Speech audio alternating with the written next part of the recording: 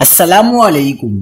کراچی میں شدید دھند کا راج، ہوا کا معیار انتہائی بدتر، سردی نے ڈیرے ڈال لیے، گزشتہ رات سرترین رہی، ماہرین نے خطرے کی گھنٹی بجا دی۔ کیا آپ حالات حاضرہ سے آگاہی حاصل کرنا چاہتے ہیں؟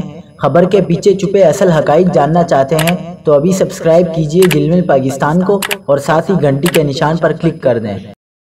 آپ کو بتاتے چلیں کہ کراچی میں سردی نے ڈیرے ڈال لیے، مضافاتی علاقوں میں دھند کا راج۔ محکمہ موسمیات نے آج سے کراچی میں سردی کی شدت میں اضافے کی پیشنگوئی کر دی۔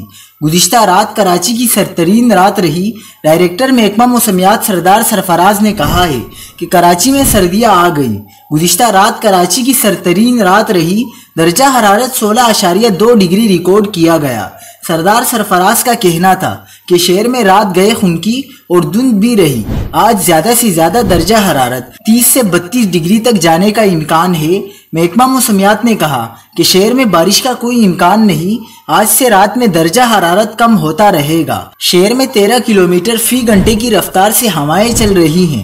دوسری جانب ملک کے بیشتر علاقوں میں جاڑا آ گیا۔